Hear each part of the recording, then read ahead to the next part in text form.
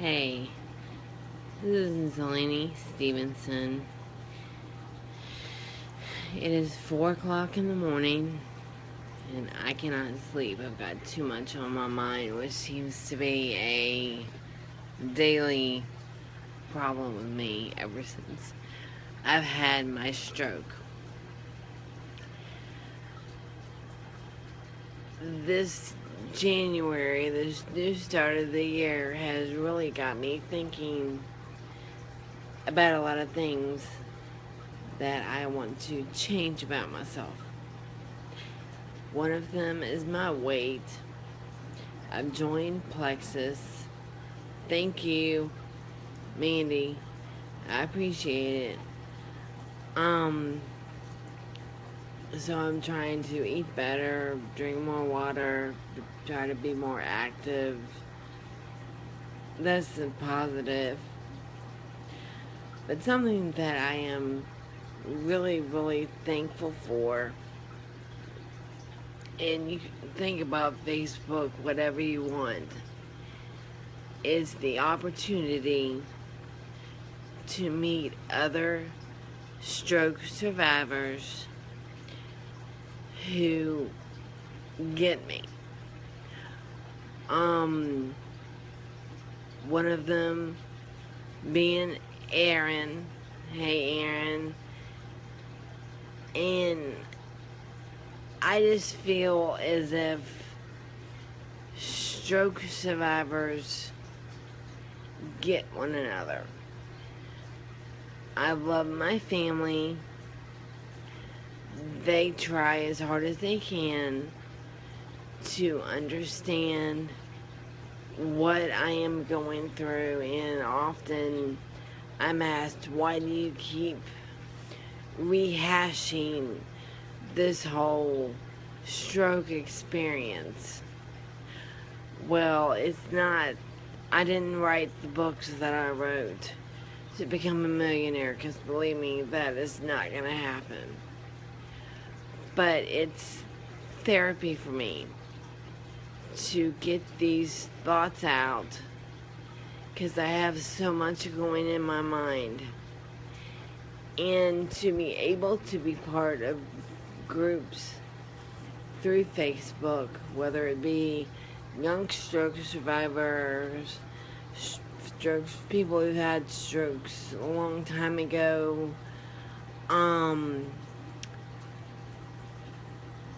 people who are parents who are still trying to raise their children with the side effects of stroke. To have these communities where we can get together, talk about our problems, and feel quote unquote normal is just very, very, to me, therapeutic. It just feels like I have somebody who gets it.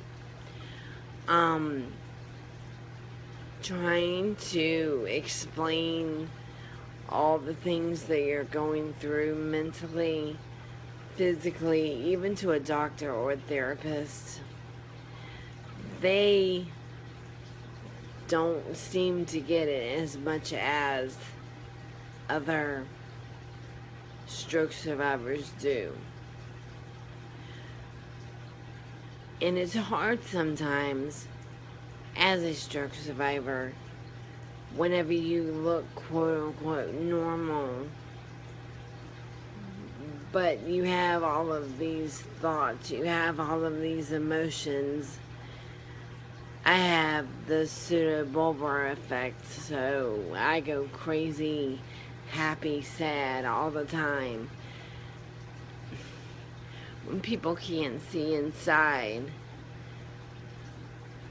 sometimes it's hard for them to understand that you're not as okay as they think you are.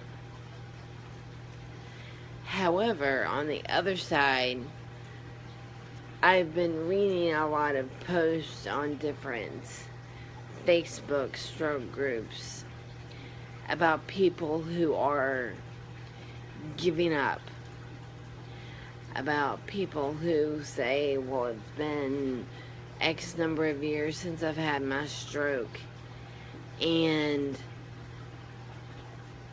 I don't think I can get any better.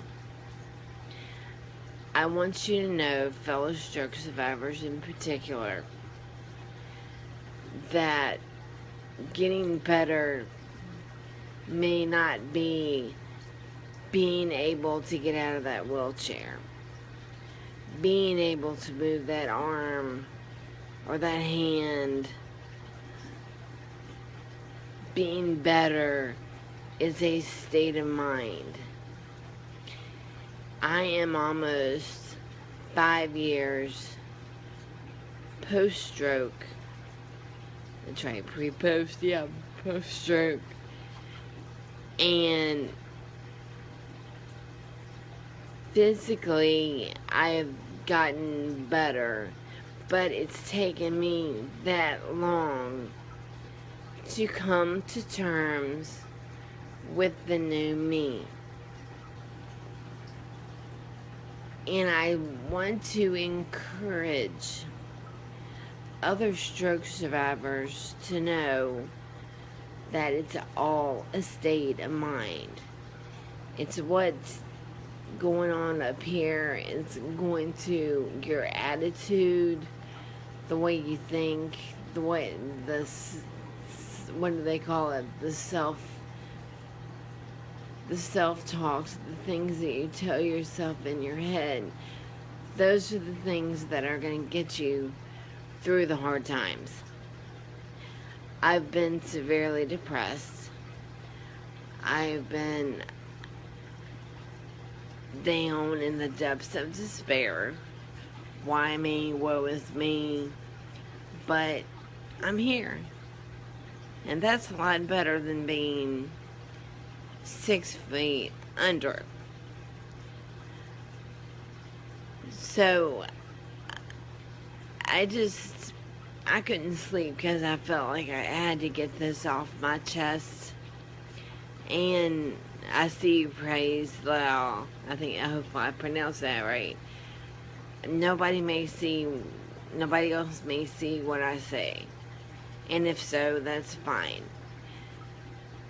But I think that I can use this Facebook Live as a new format to get things off of my chest or out of my mind that I feel other people who are non-stroke survivors need to understand.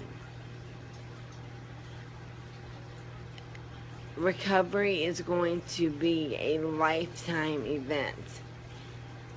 Doctors tell you the first 2 years or a year or so, that's as good as it's gonna get. That's not the truth. Now, even if, like I said, you don't regain full mobility, or you have aphasia and you have a hard time communicating, getting better is all in your head. If you're okay in your head, then you're okay with yourself. And it's interesting to me how much stroke survivors have been forgotten. I used to be a teacher, 9th graders, and that was a struggle, believe me. And once I had the stroke, I didn't know what I was going to be able to do afterwards, because there's no way I can return to the classroom. It's just not physically and mentally possible. But I am still teaching. I've written the books. I go around and talk to stroke groups and stroke survivors, and I had the opportunity to talk to the neuroscience unit where I was actually in when I first had my stroke, talked to some of the nurses there. I have been given opportunities since my stroke that I never would have had if the stroke hadn't have happened.